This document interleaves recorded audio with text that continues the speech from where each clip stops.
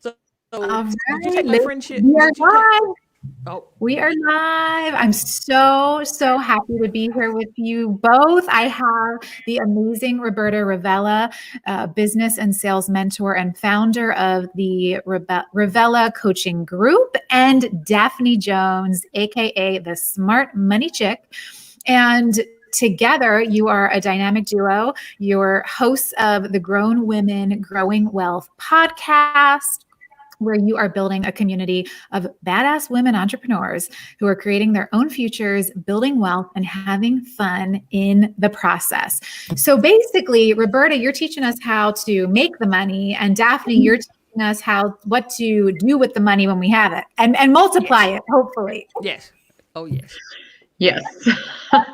That's the I plan. love it.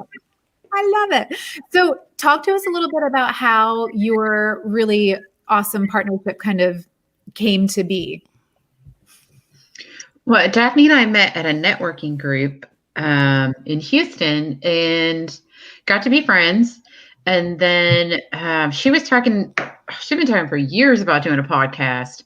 And we went to a conference together last year. And at the conference, of course, at a conference, you're challenged, you need to do something different or execute on something that you've been wanting to execute on. I'm like, Daphne, let's do the podcast.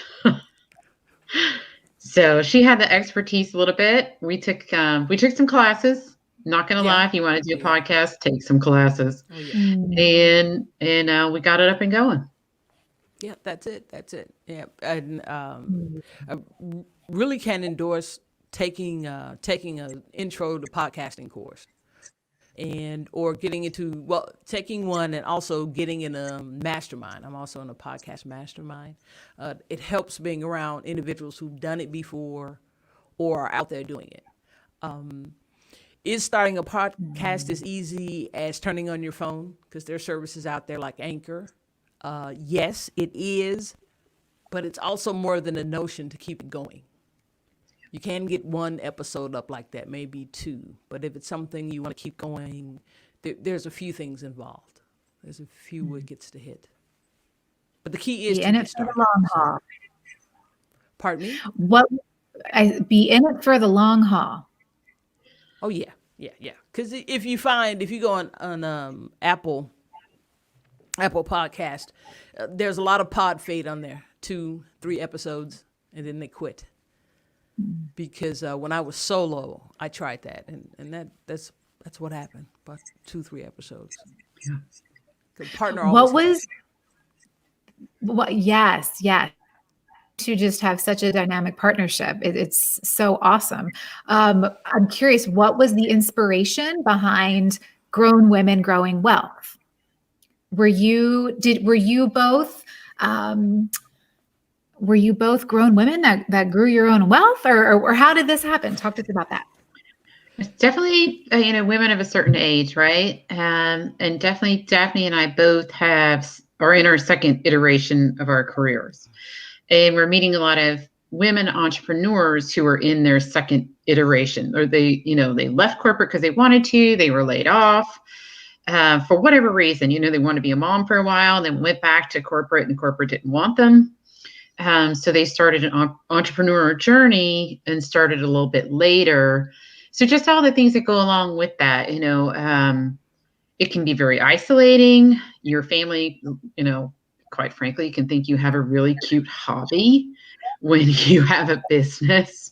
So setting the boundaries around it, and, definitely want to not just earn money. We want to grow our wealth. Right. It was to have a place where they could listen to something that was aimed directly at them. Because, there are a lot of women entrepreneur shows out there. So I'm sure we know that. But as I said, our niche was someone that this is their second iteration. They're doing something different. And again, it can be a bit lonely because you've done corporate, and there's help in going into an office, as I'm sure folks have discovered during the COVID. There's something about going into an office and having a set workplace. So the entrepreneurial journey, there's the financial end to deal with, one, because you have to go out there and kill something to eat. And then two, you're a solo entrepreneur often at the beginning. Maybe there's a partnership, but most of the time you're by yourself and trying to figure that out. Because there's so much trying to bring on guests. Also, they do different things, whether it be marketing, whether it's coaching, accounting. I think we had a CPA on at one time. Just there's so much to being your own boss and to running your own business, more than just the actual making the sale or closing the deal. And so that's where the podcast came out, a place where they could come and share those ideas, in the community. When I was in corporate, had the paycheck every 2 weeks and all was kosher. And then you get into entrepreneurship and it's like, oh my gosh, do I have to get an LLC? Do I have to get a special accountant? What type of accountant? Do I have to do my taxes quarterly? How much am I saving and what am I putting here and there and everywhere? And I'm curious, what are some things that you both have seen? Like how can we fast track this for women who are making that transition and don't even know what they're walking into when it comes to being an entrepreneur, making your own money, and what to do with it? I guess the first thing you said, like for instance, what business entity do you have? Do you go LLC, C Corp, all that sort of thing? Don't worry about that. Really don't. That's not the first thing you need to do. Spending time and money on getting a logo and business cards and all this. That's not the first thing that you need to do. And often that allows you to put busy work in. You're busy. You're not necessarily productive. So that's the first thing. So the thing you need to spend a lot of time on, if you're, for instance, still employed and thinking about going out on your own, is what problem are you going to solve? Not necessarily what business, but what problem are you going to solve? Because when you solve problems, that's when you can start generating some revenue. And then right after you figure that out, then go about creating some revenue. Because that revenue comes before, you don't have a business till you get revenue. So that comes before LLCs and CPAs. And all that comes after you make some money. So that's the first thing I would say. What problem are you going to solve? And then how are you going to go about solving it? What's your plan for that? How did you uncover the problem you solve? That one was through personal experience. I had a pretty serious illness in the early 2000s, and I couldn't work for a time period. And what you find out when you lose your paycheck is that you really find out how your finances are. The thing with a paycheck, whether it's biweekly or monthly, is that it's a salve. It covers up. It's a bandage. It covers up financial mistakes because you've always got a fresh inflow of income coming. Isn't that the truth? Right. So when that's gone, it's like, we made some decisions that weren't that smart. What is this and what does this mean? And then it was prolonged. And then just so happened that occurred like right before the 2008 craziness. And we had a double whammy because my husband also, about a year or so after I was, no longer able to work, he lost his job. And so that's when you really find out about your finances, where you are. And you find out that you have coverings of a stable financial lifestyle. You don't. So it really makes you take a look at it. And as we begin to try to resolve our situation and to make it better and get more income in the house and things of that nature, I found out only one, and there were some things that I could have done previously that would have helped during this time period, and to make sure that those things don't happen again. So that's where I came into starting to get some understanding about money, particularly. So kind of a classic example of taking pain into purpose for you. Oh, yes. Yes. Roberta, was it a similar uncovering for you? I think I took it in stages. I knew that I was finished with my mortgage sales career. Still worked in it for a while after I knew I was finished, but I wasn't sure what I wanted to do. I also felt a lot of, I'll say guilt and probably shame around leaving a career that I spent 20 years building. I felt like I was quitting as opposed to moving on to something different. So I took a lot of classes. I did some coaching, went to some seminars, went through a few iterations of this and that. And coaching fit the best for me, fit the best for my skills. But then it took me another year and a mentor, Perry Marshall, looking at me and say, will you please just coach mortgage and real estate people already, to go back there. Because I didn't really want to go back there. But it is the experiences, like Daphne's saying, when you know how someone feels, I know how it feels to cash a massive paycheck and still wish you never had to do that job ever again another day because you messed around and built a business that sucked.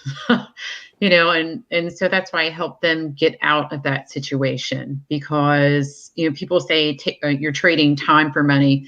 We all trade time for money, but I was trading my life for money. And to help people get out of that and enjoy their business and make money at the same time. So I went around a few circles and threw a few temper tantrums before I got there, but here I am. And what's the greatest thing about what you're both doing now? What feels what's just lighting you up about it? I would say when people really get that things are possible. Okay, I know it's possible, because it's kind of hard to swallow when you've been working so hard, and that's what we're told to do, is work hard, suck it up, be grateful. Okay, I understand that. But when people, come to realize, okay, I can live a really good life. I owe it to my family. I owe it to myself. I owe it to my health. That realization is great. And do you find that that's a process and a journey that looks a little bit different for everyone? It does. And some people never let go of the hard work, and it's going to suck, and just be grateful. They never let go of it. And then other people takes a minute. And then for some people, it's just, yeah, I've been done with that. Just didn't know what to do about it. So. Daphne, how about for you? What I'm doing right now, my favorite part, particularly about podcasting, is the people I'm meeting now, because it causes you to have to get out your shell. Not that I was in much of one before, but to get out there and to talk to people and hearing the different stories and the skills that I'm acquiring. I know my marketing game has stepped up, and just what I'm having to become to fulfill the mission that I've set for myself. So that's the favorite part for me, and also being of assistance, being able to help folks. It's great to get calls. Yeah, girl, could you show me how to do this? Or I didn't know that was that simple, or that was that easy, and it is. So getting the information out there. So being of service, and then I get to have a good time too, because I love this, meeting folks, talking for a living. That's awesome. I love how you said it's about who you're becoming. Mm-hmm. And I think that for so many of us, it's often about what we're doing. We put the doing before the being and who we're becoming. Mm-hmm. And I love that you shared that. Who did you have to become to be able to step out and start showing up and podcasting and coaching and doing all the things? I also saw that you are hosting a Smart Money Monday live stream. Mm-hmm. So I'm curious, for both of you, what has the becoming looked like for you? Who have you had to become in order to step up and ascend in your entrepreneurial journey? Well, for me, I had to become nicer to me. because coming out of my first foray into the working world was being in the military. And so, very goal oriented and very hard driving. From the time you wake up, you're supposed to be in constant motion. What are you doing? How are you saving the country today? That sort of thing. So, and then going into another pretty demanding field with IT, which is all about results. Are the lights on or not? It's either on or off. So everything isn't. Entrepreneurship isn't a straight line. It's not. Yes, there's successes right here and you're right here, but it's not a straight line to get there. And you're zigzagging. Sometimes you're doing curlicues going back and you go forward. You decide to, and then when you're in the very beginning, you're doing so much on your own. You want to outsource as much as you can, but some of it you have to do yourself. Great example now is I'm messing around with Photoshop so I can do some certain things on my live stream and teaching yourself. And it isn't automatic. It isn't quick. Sometimes it doesn't happen. Sometimes I still set up these time frames that I'm not going to meet. And then I'm all mad at me because I didn't get there within the 2.5 days I said I was going to do it. No, it doesn't happen. So to forgive myself and take a deep breath, and okay, we're going to go back at it. Maybe you need to set this down for a while. Go have a walk, and we'll come back and we'll pick it up again. So for me, that's the biggest thing. I'd say for me, it was, it really did start with being 100% honest with myself, which is kind of funny because I'm not really a liar, but at the same time, it's all those lies we tell to ourselves, which usually is, it's okay. It'll be okay. Just suck it up. It'll be okay, when it's not. So just being really honest with myself, learning to dig down to the bottom of issues and problems. I didn't want to be the kind of coach that just rearranges deck chairs. I want to actually help you do something, have something to say. And then in that, I've had to study a lot. I mean, it's back to reading books, to read them and listening to good information and going to masterminds. And like Daphne says, you gotta take the time to learn some things and be kind to yourself while you're learning them. Right. So that's been really nice, that part of the journey. I'm curious if you see this reflected in the clients you're working with when it comes to women and taking a lot on and putting that pressure on themselves and feeling like it's a constant push and hustle and this and that.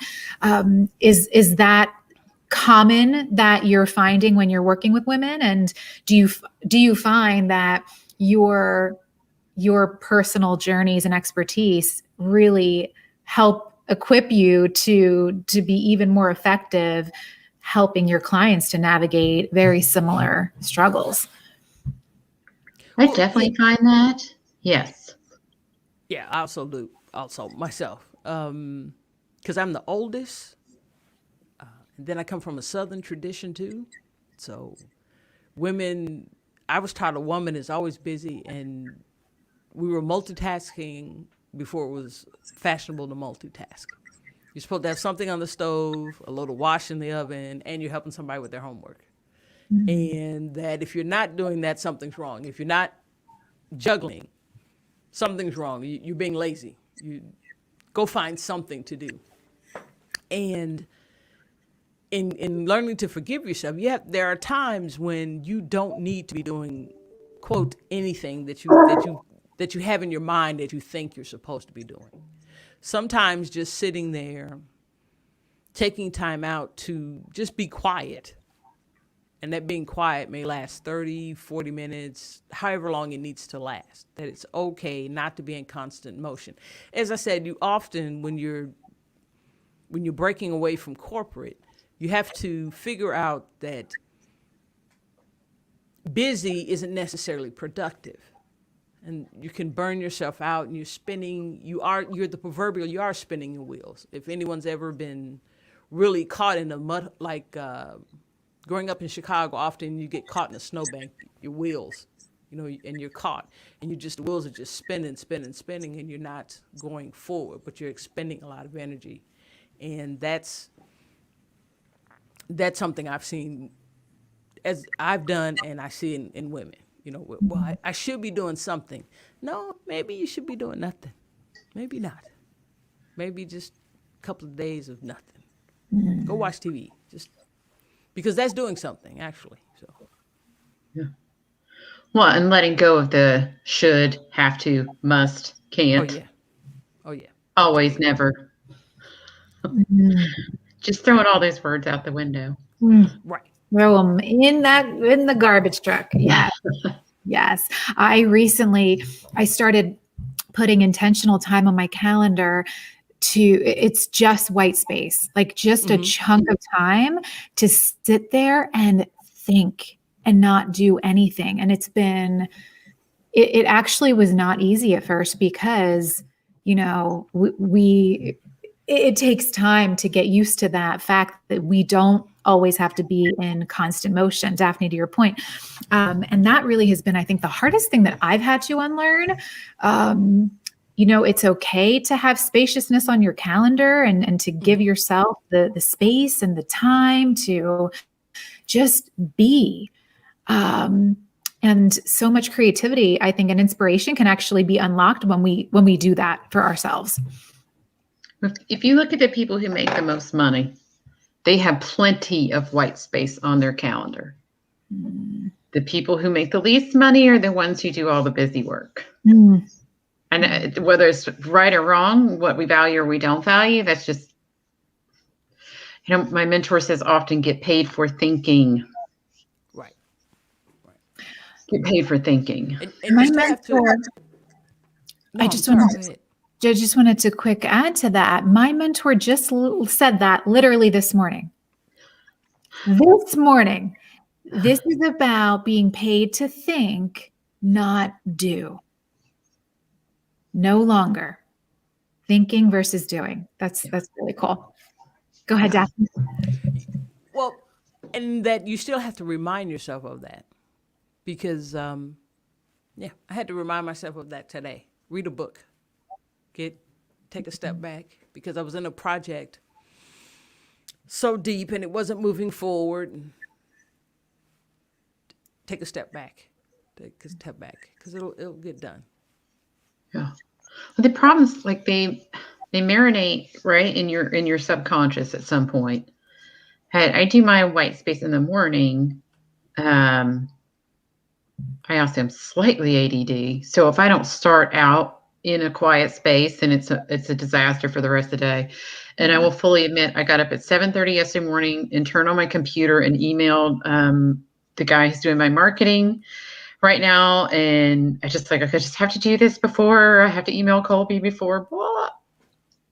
Yesterday was a disaster as far as time management and having any creativity and any thought that was worth putting on paper. It ended up being a due day, right? I was busting rocks. But oh well, we start over today. Yes, we start fresh. So on that note, I'm curious for both of you, what is a sample of an ideal day? Like when you go to bed at night and you look back on the day and feel like, man, that was a good day. What does that look like for each of you? Any 5 a.m. clubbers in the house? Daphne. Oh, inspire us.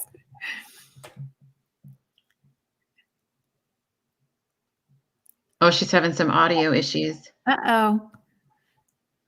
Well, I will tell you, I'm not a 5 a.m.er, but I wake up generally between 6 and 7. No alarm clock, because I can't live that way.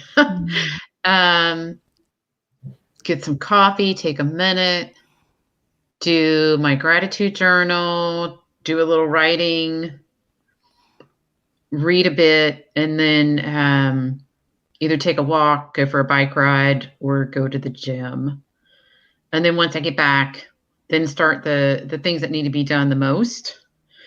I have a really hard time resisting the phone. So try and do everything off the phone first, and then, dig into the email or whatever, or those types of tasks after the fact. But those are the best days when I can stick to that order. How many hours of work are you doing? Are you finding that really aligns well for you when it comes to making great money and making the sales, making the wealth, and having fun, as the both of you promote? About how many hours of work time per day does that look like for you? For the $1,000, $10,000 an hour work, it's a couple. Sometimes it only makes it one, depends on how intense it is. To 2 to 3 tops usually. And then after that, I'll do the things, that you have to do, the calendaring, the follow-up stuff, the emailing. I like to be done by 3, 4. I prefer not to work afternoon on Friday. Yeah, same. And sometimes I'll work on the weekend if it's something like comes to my mind. That's a thought thing or a creative thing. I don't have an issue with that. Daphne, did we get you back? Yes, I'm back. See, I get up. It isn't an alarm clock that gets me up. I get up that time. That I did it for so long. When I go to bed, I do have a set bedtime, more so than a set wake up. And when I go to bed at that time, I'm up by about 5:30. The automatic alarm goes off and I get up. And now I've trained myself to where that first 40 minutes to an hour, I don't turn on anything, no screens. I may read, or I may just sit and just think on some stuff, prayer, meditation, but no screens. And even when I do venture maybe to put on a podcast or something a little after that, I stay away from the email a little longer than that. So I'm not jumping into someone else's problems. So I do have that down pretty well. And I'm working on now sketching out the next day, the night before, or as much as I can try to block ahead of time what I need to get done. So there's blocking. So it may not be I'm doing this exactly, but this time is set aside for, like I said, reading and studying, because I've decided to write a ebook on beginning investing, being a beginner investor. And so that's going to take study and writing it out and doing the things of that nature. So that sort of thing. And then there's I got accountability with Roberta when we're the podcast, which is again helps me with the podcast, which is why I finally got one off the ground. And we're 16 episodes in, right? Because I've got, when you have to have a meeting, when you have your meetings, did you do that? And the things you were assigned to do, you have to make sure you did them, things like that. So the accountability helps on that end, on having a partner there. So, and I've got a partner on the finance side of my business, my insurance.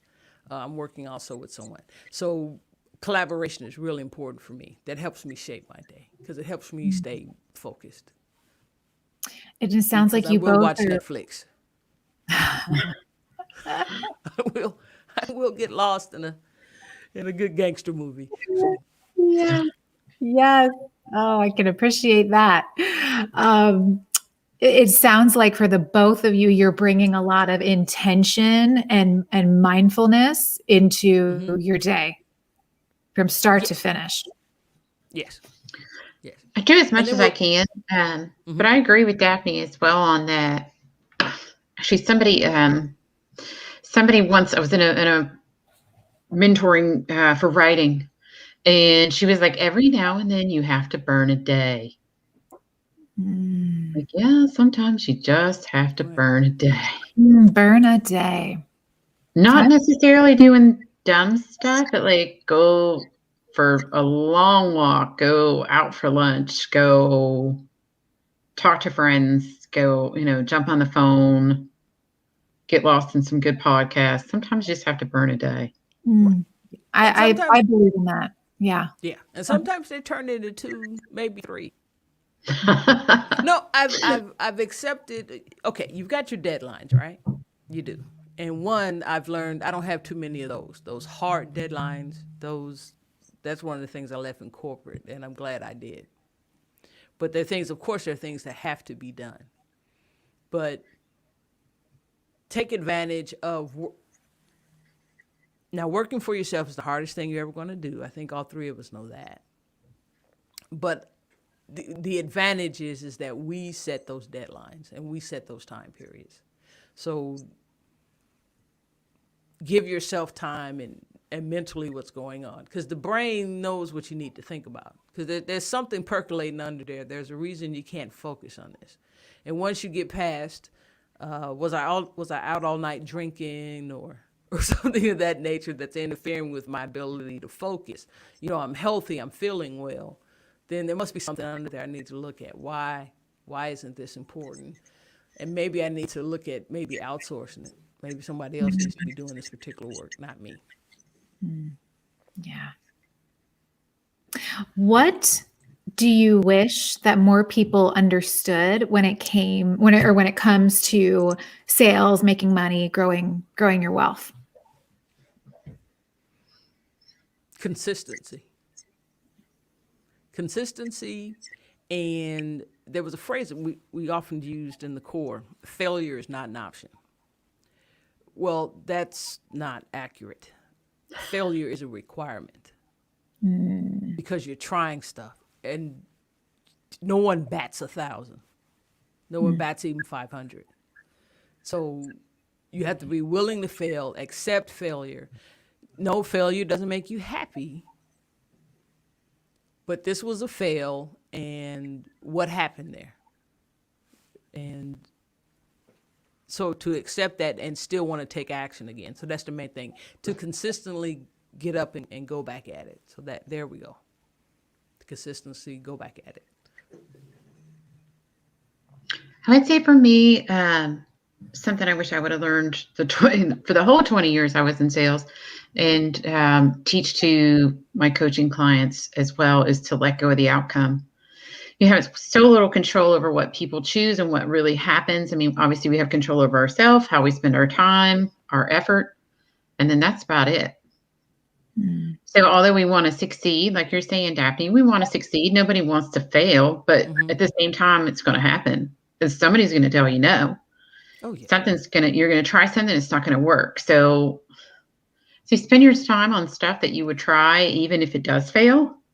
I hate that saying, what would you do even if you knew it wouldn't fail? Like, if I knew it wouldn't fail, I'd go buy that $500 million lottery ticket and go sit on the beach for the rest of my life. That's what I would do if I knew it wouldn't fail. Hello. Right. But what does it mean so much to you that if the outcome isn't what you wanted, you would still do it? Right. Yeah. And don't be afraid. Consistency. And then in sales, because that's a big lesson Roberta taught me, is to release the outcome. And because I'd grown up in a sales culture where it was your fault if you didn't close. And it's not. It's not.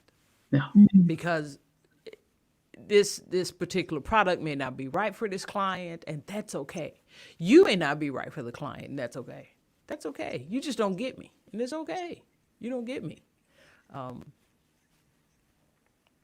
In particularly, for instance, in insurance sales, life insurance is real important. It's real valuable, and it's a cornerstone to your financial well-being. But I may not be the one that you buy life insurance from, and that's okay. That's got to be okay with me.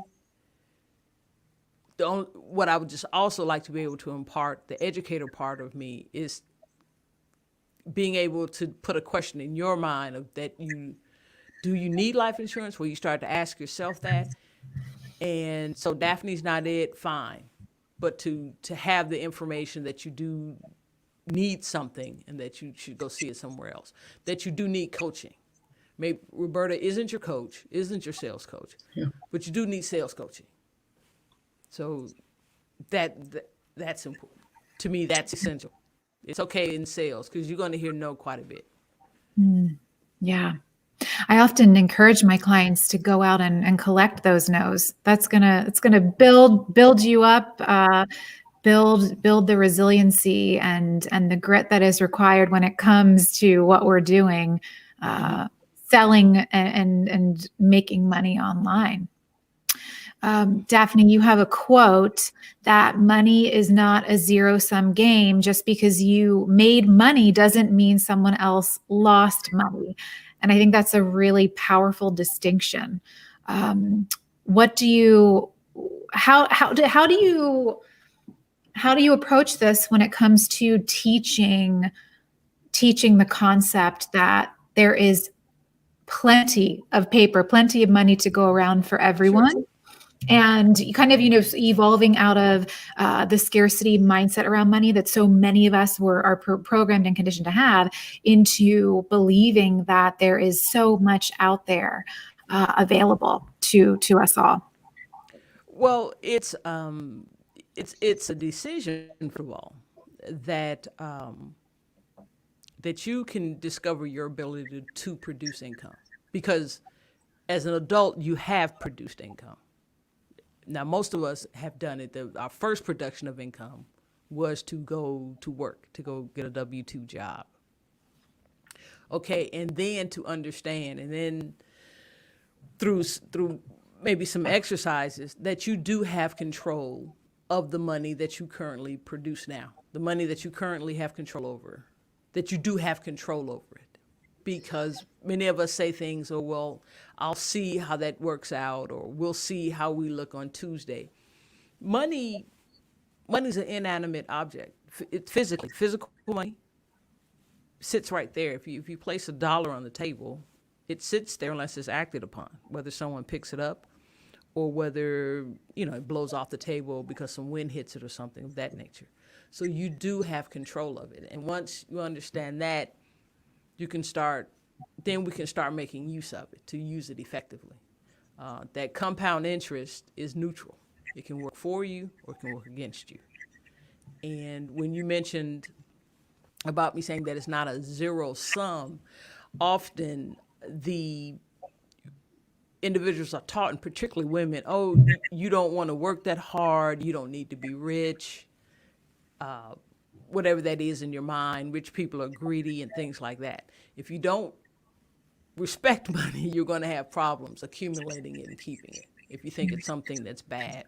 So those are the first things. It's mindset. It's that overused term. It's mindset. How do you view money? If you think it's something dirty or something evil or only bad people, you hurt someone to get some money or you took advantage. No, that you don't have to do that. So again, it's through talking and doing some exercises where you let individuals see that they do have control over their money. They do. It doesn't just disappear. Oh, the money just disappeared. No, not really. Did someone steal it? Because there are ways we can look for that too. For instance, going over your accounts, did someone steal it? Oftentimes when you're working with someone and you really get them, because you can only do it for about maybe 10 days to 2 weeks, where you get individuals to make actual physical notes of when they spend money, literally every dollar they spend. And we get them to start looking at their bank accounts. And we find that in many cases, quite a few dollars are going out on subscription payments that they don't even, the constant recurring payments and things of that nature. So much of it is not being focused on your money. But I guess I want to get back to what you were saying, but it's not a zero sum. You do have control of it. It's an inanimate object, and you can control it once you make up your mind that you're going to. Yeah. So shifting out of the mindset of money into the manifestation of, or the making of the money. And this we'll close with this question. What has been the biggest needle mover for you both when it comes to making money online? Being visible, being present. And Daphne was kind of the one who pushed me there. I think it was last year at the conference we went to. She's like, "You're nowhere." So, there's no magic wand that people are going to come looking for you online. You have to put it out there, and sometimes more than is comfortable. Would you be willing to share what specifically that looks like for you? I'm writing a lot. I built an email list, continuing to build, and that's story-based. So personal story-based. I do a lot on LinkedIn and running Facebook ads now for a challenge. So I don't do a lot on Facebook. It's an alligator I have yet to wrestle for my attention, and so I stay away from it. But those are my venues at the moment. And speaking of your challenge, you are running a 5-day challenge coming up in the middle of this month. Would you share just a bit about that? Yes. February 15th, it starts. It's 1 hour a day to discover your high value lifetime client.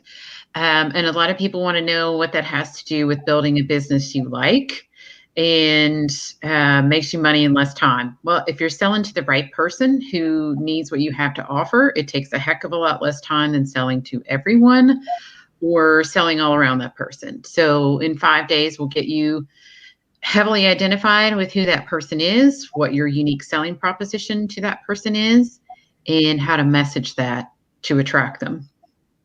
And is this for all entrepreneurs or a specific type of entrepreneur? It's for any entrepreneur that wants it, but we'll be running very specifically to mortgage people and real estate agents.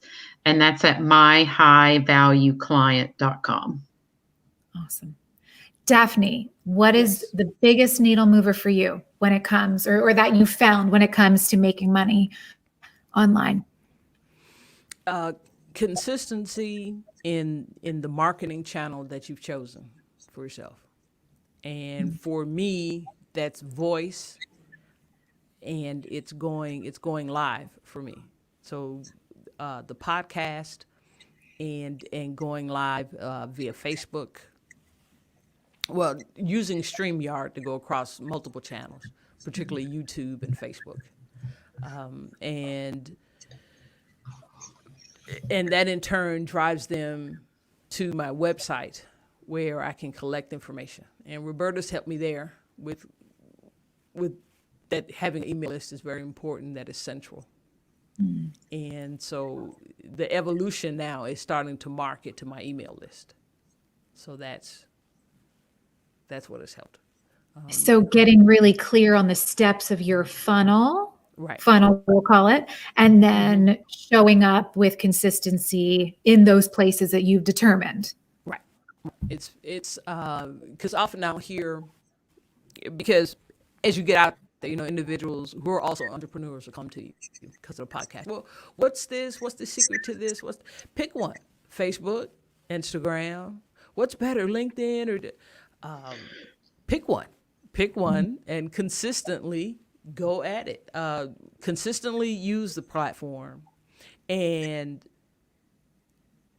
gosh darn it, Google best Facebook ads, and then start reading the material, whether it be Facebook ads, Instagram, whatever it is. The new thing now is Clubhouse. Any of you guys on Clubhouse yet? Yes. You Stephanie, you are? That kind of. I have one leg in the door.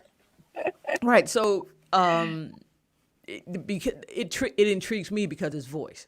But again, when you say that big mover for marketer, you know what you're good at. Roberta writes, I talk.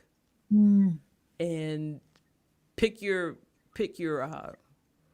medium and just consistently just go for it. Just because you learn more. The universe is great. It sends you start getting new information. You start meeting new people, and they help refine your skills. So, I love that you shared that. And I think that it will give just relief to some people who feel like they have to do all the things. Like if you don't love to write, if you're not naturally a gifted writer, not that that's not a skill that can't be nurtured or developed, but don't force yourself to write. Use audio, do another thing that really feels aligned for you, and just choose that as your thing and master it and show up and be consistent at it. So consistency and visibility. And on your podcast that you co-host together, Grown Women Growing Wealth, there are so many more nuggets around how to build wealth and success and have fun while doing it. And I just want to encourage everyone to check that out. And thank you both for all that you do. You're amazing humans, and it's just such an honor to be in your world. Thanks for being here with us today. Hey, thanks for having us, Stephanie. Yeah, this is great. Amazing. All right, ladies, have a great week. I'll talk to you soon. Thank you. Okay, bye-bye. Bye.